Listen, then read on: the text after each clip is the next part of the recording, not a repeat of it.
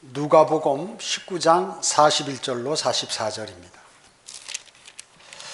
받들어 읽겠습니다. 주께서 가까이 오시어 그 도성을 보고 울며 말씀하시기를 적어도 이 너의 날에 너만이라도 너의 화평에 속한 일들을 알았더라면 좋았으련만 그러나 이제는 그것들이 너의 눈에서 감추어졌느니라. 그날이 너에게 임하리니 그때에는 내 원수들이 너의 주위에 방벽을 쌓고 너를 포위하여 사망에 가두리라. 또 그들은 너를 땅에 내어 치리니 내 안에 있는 내 자식들까지라. 그리고 그들은 너에게 돌 위에 돌 하나도 남겨두지 아니하리라. 이는 너를 감찰하는 때를 내가 알지 못하기 때문이라고 하시고, 예수님께서 예루살렘을 향해서 지금 우시고 예루살렘이 이제 멸망할 것을 생각하고 이렇게 눈물을 흘리신 것이죠. 오늘 말씀 제목은 하나님의 눈물입니다. 하나님의 눈물. 하나님께서는 인격이 있으신 분이죠. 기뻐하시고 또 슬퍼하시고 화내기도 하시고 웃으시기도 하시고 우시기도 하시고 또 애처로워하시기도 합니다. 그래서 우리와 같은 인격을 그대로 주님도 갖고 계십니다. 이스라엘 백성은 하나님의 백성임에도 불구하고 말씀에 불순종하고 우상을 섬기고 또 심지어 하나님의 선지자들을 박해하고 죽이기까지 하고 이렇게 하나님께서 참고 참으시다가 나라를 멸망시키셔서 바벨론의 포로가 되게 하시겠다고 이렇게 그 말씀을 하시면서 지금 안타까워서 주님께서는 지금 눈물을 흘리고 계시는 것입니다. 구약에도 보면 하나님께서 눈물을 흘리시고 슬퍼하시는 장면들이 곳곳에 나옵니다. 에레미야서 13장 16절 17절에 보면 그가 흑암을 일으키기 전에 너의 발이 어두운 산들에서 넘어지기 전에 너의 빛을 찾는 동안 그 빛을 죽음의 그림자로 바꾸어서 완전한 흑암으로 만들기 전에 주 너의 하나님께 영광을 돌리라. 그러나 만일 너희가 그것을 듣지 아니하면 내 혼이 너의 오만함으로 인하여 은밀한 곳에서 울 것이며 또 주의 양무리가 사로잡혀 감으로 인하여 내 눈이 심히 울고 눈물을 흘릴 것이라. 이스라엘 백성들이 자존심 부리고 오만함을 부리면 내 혼이 슬퍼서 은밀한 곳에 가서 혼자 우시겠다 그 얘기죠. 우시고 또 이들이 벌을 받고 자기 양무리들이 잡혀가는 것을 보고 눈이 정말 참을 수 없고 슬퍼서 눈물을 흘릴 것이라고 이렇게 하나님께서 말씀하신 것입니다. 또 예레미야서 14장 7절에도 그러므로 너는 그들에게 이 말을 고하라. 내 눈에서 눈물이 흘러내려 밤낮 그치지 않을 것이니 이는 내 백성의 처녀의 딸이 심한 파괴와 엄청난 타격으로 부서짐이라. 자기 백성이 멸망당하고 외국 군대로부터 막 공격당하고 하나님께서는 이미 하나님의 계획에 의해서 그러신 것이지만 그러실 때 참을 수 없을 정도로 밤낮 눈물이 흘러내렸다는 거예요. 누가요? 하나님께서 그렇게 하셨다는 것이죠. 하나님께서요. 사람은 어떻습니까? 슬퍼하거나 서럽거나 아프거나 너무 기쁠 때 또 심지어 감동을 받을 때 눈물을 흘리죠. 사람들은요. 눈물은 알칼리성이라고 그래요. 알칼리성 액체로서 눈의 먼지를 씻어나고 세균도 죽이고 눈의 활동을 원활하게 이렇게 하죠. 아주 잘 돌아가게 이렇게 해줍니다.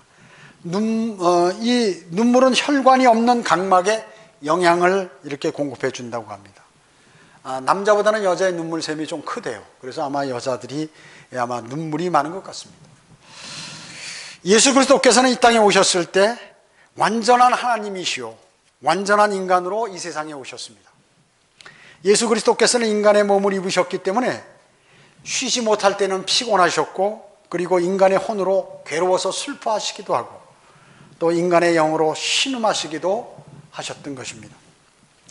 예수 그리스도께는 십자가 흘리신 피는 바로 하나님의 피였죠. 주님이 흘린 피는 하나님의 피였습니다. 육신의 모습으로 이 땅에 오신 하나님, 즉 그 주 예수 그리스도께서는 이스라엘을 위하여 눈물을 흘리셨던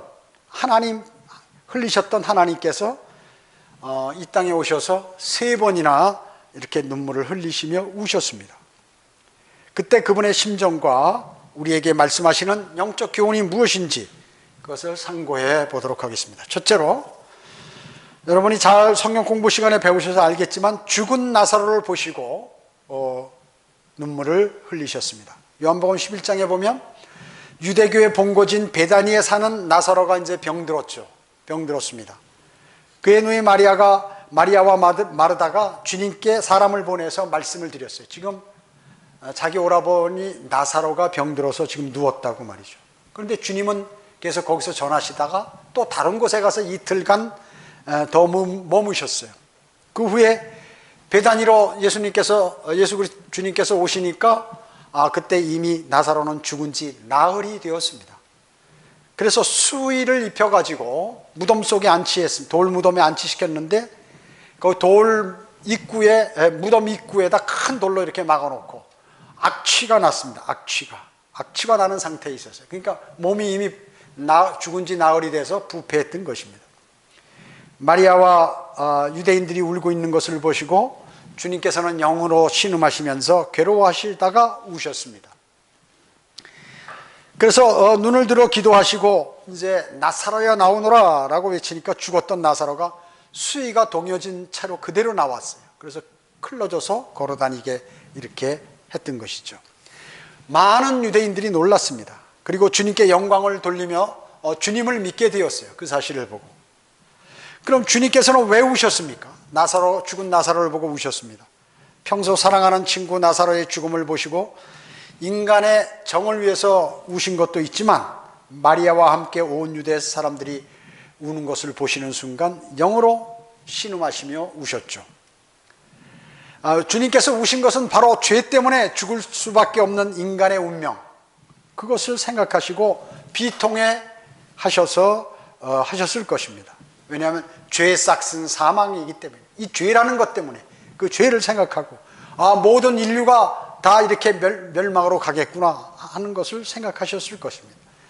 이 문제를 또 해결하기 위하여 자신이 고난받아야 되고 그리고 십자가 달려 죽어야 한다는 그러한 생각도 하셨을 것입니다. 원래 죄 없게 창조된 인간에게 어때요? 인간은 원래 죄 없게 창조됐죠? 아담과 이브가 사탄이 접근하여 그의 계략에 의하여 죄가 들어오도록 오게 되었습니다. 그래서 죽음의 징계를 받도록 한 사탄에 대한 죄 없으신 주님의 그러한 통분이었는지도 모릅니다.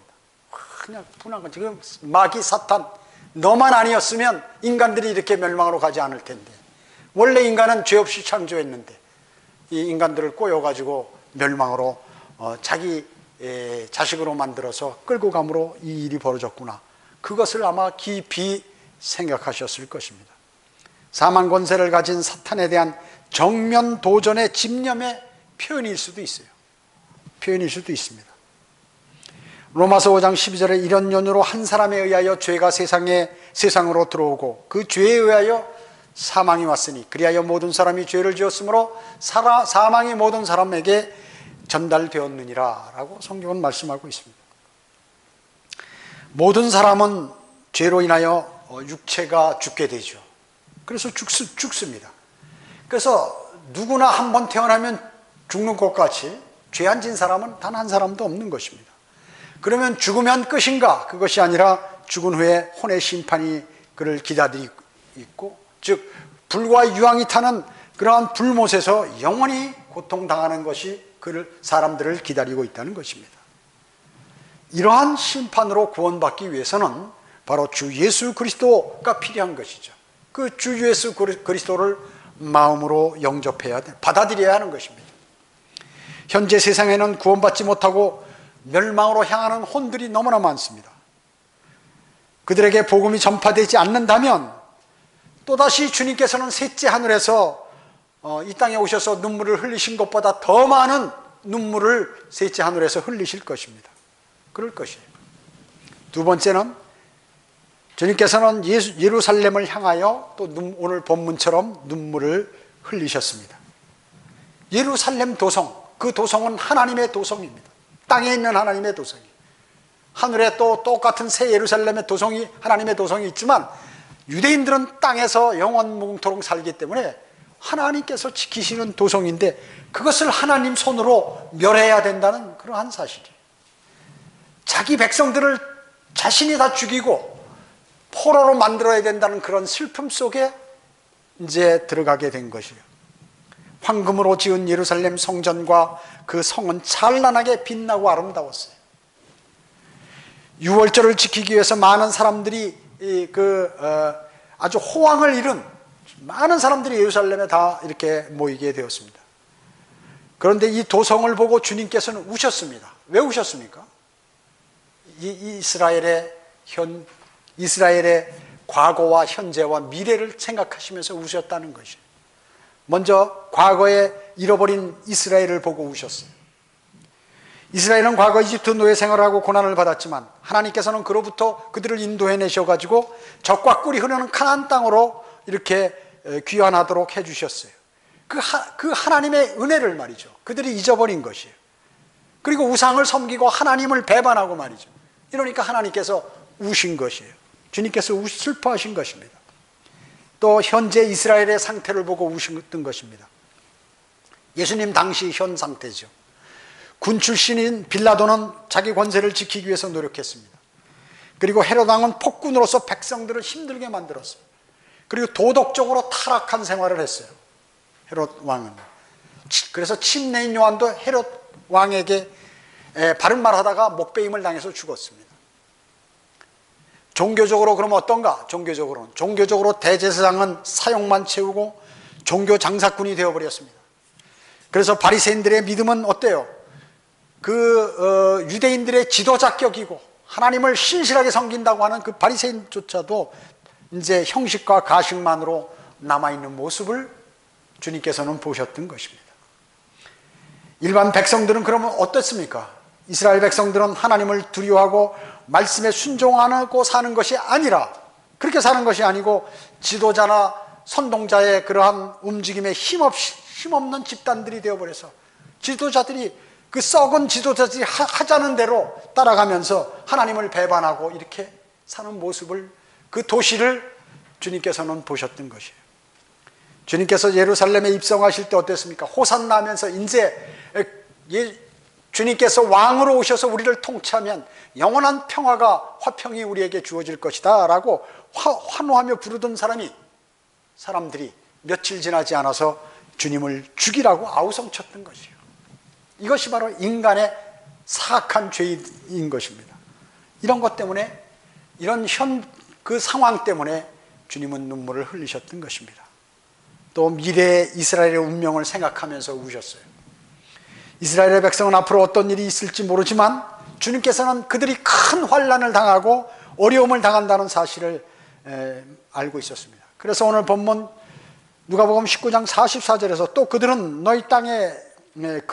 너를 땅에 내어 치리니 내 안에 있는 내 자식들까지라. 그리고 그들은 너에게 돌 위에 돌 하나도 남겨두지 아니하리라.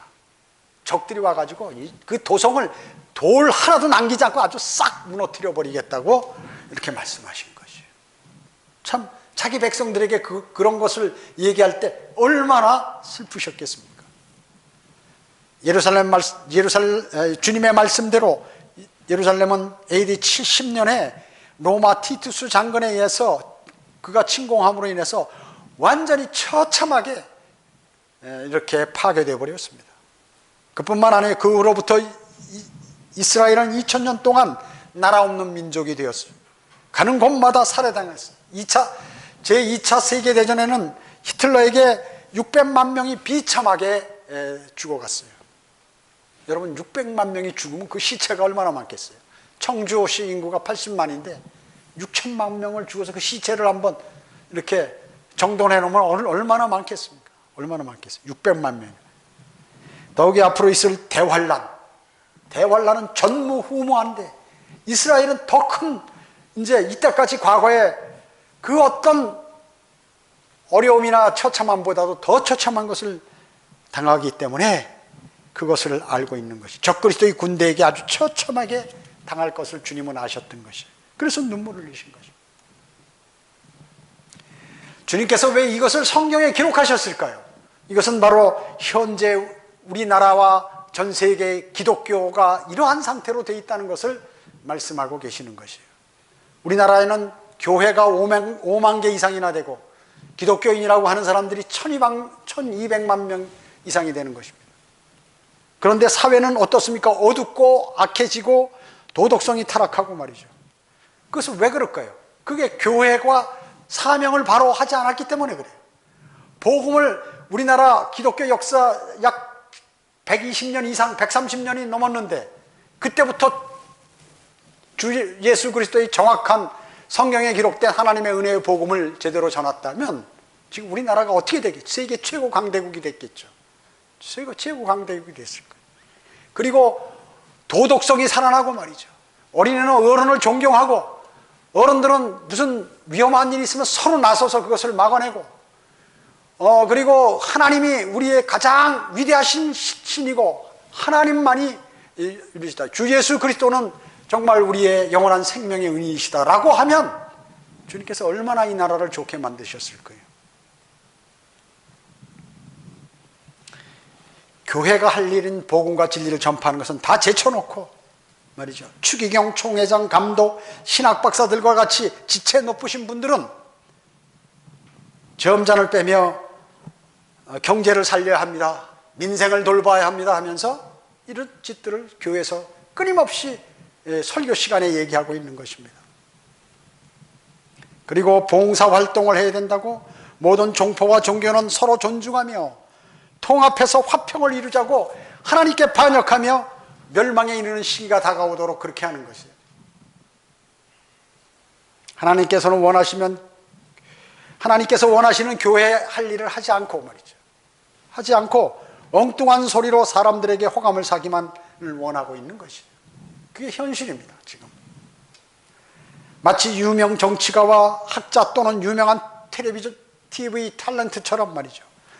또 유명한 학자나 뭐 이런 사람처럼 도덕 재무장 기수로 인정받으려고 하는 이러한 종교 지도자들이 있기 때문에 예수 그리스도께서 우셨던 그때 상황과 조금도 틀리지 않다는 것입니다. 이 모두가 주님을 슬프게 하는 것이에요. 주님을 슬프게 하는 것입니다. 교회 목사는 성전을 크게 짓고 구원받지도 않은 많은 사람들을 교회로 불러 모아가지고 말이죠. 사람들의 귀를 즐겁게 해주는 좋은 말만을 하면서 유식하고 인기 있는 목사로 인정받으려고 싶어하는 그러한 상태에 있는 것이. 그게 성전입니까? 그리스도의 몸이 성전인데 예배당을 성전이라고 속이면서 하는 거예요. 영이 죽어 있기 때문에. 또 많은 헌금을 걷는 방법을 개발해서 교회를 부강하도록 목표를 잡고 그 길로 가고 있는 것입니다. 너무 능수능란하게 하는 것이에요. 그것도 아주 다른 교회들이 하지 못하는 것을 개발해서 하는 것입니다. 사회적으로 인정받고 사람들이 부러워하는 막강한 교회를 육성하는데 혈안이 돼 있어요. 혈안이. 쓰레기 같은 인간들이요 말이죠. 주님은 슬퍼서 우시는 것입니다. 그들은 진정 자기 배만 생각하는 싹군 목자들이에요. 하나님의 목자라고 볼 수, 하나님의 종이라고 얘기할 수 있는 것이 없는 것입니다. 성경의 모든 하나님의 사람들은 어때요? 거리에서 외쳤습니다. 왜 교회 목사들은 거리에 나가서 복음을 전하지 않습니까? 그가 사탄의 종이기 때문에 그런 것이 무서웠어요. 하나님이 무서워서 못 나가는 것입니다. 거기서 전하다가 교통사고 나고 거기서 전하다가 병 들고 할까봐 못 나오는 것이. 왜 성경에서 중요하게 말씀하는 그러한 미래에 관해서 얘기 안 하는 것입니까? 설교 안 하는 것입니까? 죄와 심판, 지옥의 형벌, 구원, 성도의 휴거, 그리스도의 심판석, 대환란 천년왕국, 그리고 영원세계 새 예루살렘에 관해서 왜 안 하는 것입니까? 성경에 가장 많이 강조하는 하나님의 말씀은 입 밖에 조금도 내지 않으면서 어떻게 하면 사람들을 꼬여가지고 교회를 불려서 크게 만들어서 사람들로부터 인기를 얻을 수 있나 하는 것입니다. 자기 권세를 높일 수 있나 이것을 생각해요. 이것이 예수 그리스도께서 이 땅에 오셨을 때 제사장들과 서기관들과 바리새인과 틀린 게 뭐 있냐 하는 얘기죠. 주님이 그 사실을 보고 지금 셋째 하늘에서 얼마나 울고 계시겠습니까? 그런 자들은 목사가 아니라 사탄의 종인 것입니다. 그것을 확실하게 알아야 돼요. 확실하게 알아야 돼요. 하나님께서는 이런 자들을 보시고 눈물을 흘리고 계시는 것입니다. 그러면 교인들은 어떤가? 교인들은 열심히 교회에 참석해서 행사하고 봉사활동하고 새벽기도 나가고 구역예배 나가고 추도식 뭐 여러 가지 각종 절기 철야기도 끊임없이 열심히 한다고 합니다. 그 사람들은 그것이 주님을 기쁘게 해드리는 것으로 착각하고 살아가는 것입니다. 거듭남도 없이 그렇게 하는 것입니다. 그들은 1년 내내 한 명에게도 복음을 전하지 않습니다. 왜냐하면 자신들도 구원받지 못했기 때문에 그렇습니다. 거듭나지 못한 상태에서 교회 놀이만 열심히 하다가 이제 틀린 성경 갖고 놀다가 주님으로부터 이제 버려지는 것입니다. 육신적인 삶, 겉으로만 그리스도인의 삶을 사는 것, 무늬만 그리스도인이에요. 그것을 자랑스럽게 얘기하고 있습니다. 하나님께서는 이것을 보시고 눈물을 흘리고 계십니다. 셋째로 겟세마네에서 흘리신 또 눈물을 흘리셨습니다. 겟세마네에서. 마태복음 26장에 보면 주님께서 잡히시기 전에 베드로와 야고보와 요한을 데리고 겟세마네로 기도하러 가셨습니다. 주님은 늘 기도를 하셔. 사람을 살릴 때도 기도하시고 5,000명을 먹이시고 12광주리를 남기실 때도 기도하시고 또 나사로를 살리기 직전에도 기도하시고 십자가에 달리기 전에도 기도하시고 또 이렇게 지금 기도하시기 위하여 겟세마네로 가셨죠. 누가복음 22장 44절에서는 땀이 큰 빗방울처럼 되어서 땅에 떨어졌다고 기록하고 있습니다. 제자들에게 깨어있으라고 하셨지만 제자들은 자고 있었습니다. 주님께서는 혼자 외로운 기도를 거기서 울며 하셨던 것입니다. 마태복음 26장 39절에서 주님께서는 오 나의 아버지시여 가능하시거든 이 잔을 내게서 지나가게 하옵소서. 그러나 내가 원하는 대로 하지 마옵시고 아버지께서 원하는 대로 하옵소서라고 하셨습니다. 이것은 그러면 주님께서 이 말씀은 이 기도는 죽지 않게 해달라고 하신 기도인가요? 주님은 성경 어디에서도 자신의 죽음에 대하여 염려하신 적이 없어요. 나는 곧 십자가에 달려 이제 나는 곧 죽을 거라고 말씀하셨어요. 이미. 심지어 십자가에서도 두려워하지 않으셨던 것을 우리는 성경을 통해서 알 수 있죠. 주님께서는 죽지 않게 해달라고 기도한 것이 아니라 그분께서 죽으시면 죽음으로부터 구원해 달라고 기도하신 것입니다. 만약 예수 그리스도께서 살아나시지 아니하면 부활하시지 못하면 인류의 모든 죄는 제거되지 않습니다. 모두가 멸망으로 가야 되기 때문에 그래요. 하나님의 계획은 무산돼 버리는 것이에요. 하나님의 진노의 잔으로부터 구해냄을 받기 위해서 혼자 지옥에 머무르는 고통으로부터 이 구원을 원하셨던 것이에요. 아무도 주님을 이해하는 사람이 없었어요. 주님이 그렇게 고통받고 그 혼이 또 지옥에 가서 고통당하는 이것에 관해서 그 누구도 생각하거나 같이 기도하거나 한 사람은 아무도 없었어요. 그러니 얼마나 주님께서 간절히 하나님께 기도하셨겠어요. 즉 죽은 그 자체로부터 부활하기 위해서 부활할 수 있게 해달라고 기도하신 것입니다. 하나님께서는 기도에 응답해 주셔서 셋째 날에 주님을 부활시키셨죠.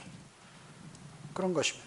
그리고 이 땅에 계실 때 겟세마네에서뿐만 아니라 지속적으로 그렇게 기도하셨던 것입니다.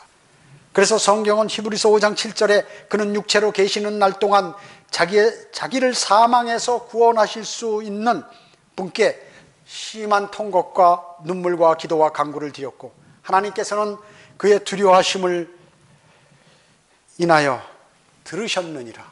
기도가 응답됐다. 두려워서 부활하시지 못할까 봐 두려워서 하나님께 간절히 이 땅에서 사역하는 동안에 기도하셨을 때 하나님께서는 그 기도에 응답하셨다는 것입니다. 부활하셨죠. 승리하셨어요. 주님이요. 여러분도 세상 사람들의 혼을 구원하기 위해서 하나님께 울며 간절히 기도해야 하는 것이에요.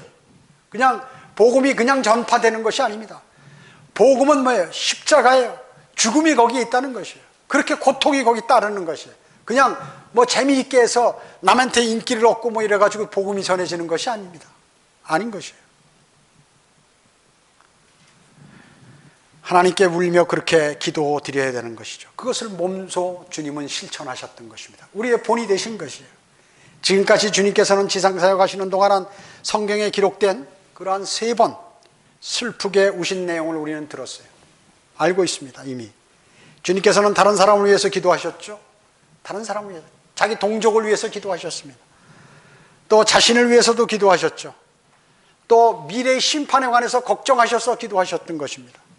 주님께서는 부활하심으로 우리의 모든 죄의 문제를 단번에 해결해 놓으셨던 것이에요. 왜 그런가? 그분이 이 생에 계시는 동안 심한 통곡과 그 눈물로 하나님께 기도를 드렸기 때문에 그런 것이에요.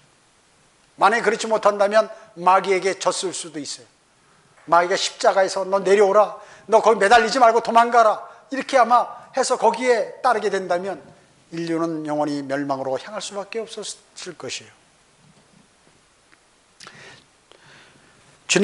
하나님께서는 요나서 4장 1절에 이렇게 말씀하셨습니다. 요나 4장 11절에서 요나 4장 10, 자기의 오른쪽과 왼쪽도 분별할 줄 모르는 12만 이상이 되는 사람들과 많은 가족들이 있는 저 큰 성읍 니느웨를 내가 아껴야 하지 않겠느냐. 이방 사람들이지만 그들이 모두 멸망으로 가고 있는데 그 어떻게 전부 몽땅 다 그렇게 멸망으로 보낼 수 있겠느냐. 요나 선지자를 보내는 거예요. 요나는 하나님의 깊은 뜻을 알지 못하고 도망가게 됐지만 하나님께서 그것은 아무리 도망가야 소용없어요. 급기야 가서 다 복음을 전하고 하나님께서는 그 뜻을 이루신 것입니다. 하나님께서는 인류를 구원을 시키려 하는 그 사탄의 간교한 그거를 다 끊어버리고 사탄보다 위에 쓰셨던 것이에요. 그분이 여러분 안에 계신 것입니다. 그렇기 때문에 우리는 그 말씀들을 기억하고 많은 교회가 배교한 이때 여러분들은 좌나우로 치우치지 마시고 주님을 바라보며 담대함을 가지고 주님을 증거하는 그리스도의 역군이 되어야 되겠습니다. 그게 바로 구원사역의 동참자이시고 그것이 바로 주님께 영광을 돌리는 길인 것입니다. 기도하시겠습니다. 전지전능하시고 자비로우신 아버지 하나님 감사드립니다. 주님은 이 땅에 오셔서 우셨습니다. 이스라엘 민족들이 반역할 때도 너무 슬퍼서 어디 가서 울 장소가 없을 정도로 끊임없이 그것도 우셨다고 성경은 기록하고 계십니다. 눈물을 그렇게 많이 흘리셨습니다. 벌레만도 못한 피조물들이 주님의 눈물을 보면서도 깨우치지 못하고 급기야는 그 인류를 위하여 피조물들을 위하여 십자가에 달려 죽으시고 그 비참한 고난을 받으시고 그리고 장사되었다가 부활하심으로 주님께서 승리를 가져다 주셔서 인간의 더러운 행위와 그리고 그 마음들을 보지 않으시고 오직 그분이 하시는 그 계획대로 그분의 선하심에 따라 그분의 사랑에 따라 우리에게 사랑의 본을 보여주셨습니다. 저희들도 그 사랑을 본받아 주님 오실 날까지 사랑하는 주님을 기다리며 그리고 위대하신 주 예수 그리스도의 은혜의 복음을 과감없이 사람들에게 전파해서 영원한 생명을 많은 사람들이 얻게 되기를 저희는 간절히 주님께 기도드립니다. 이제 저희는 경배를 마치고 돌아갑니다. 한 주간의 삶 주님 관장해 주시고 안전하게 지켜주시며 주님과의 풍성한 교제를 나누고 주님의 뜻에 따라 살아가도록 인도해 주십시오. 다시 오셔서 저희를 데려가실 주 예수 그리스도의 이름으로 기도드립니다. 아멘.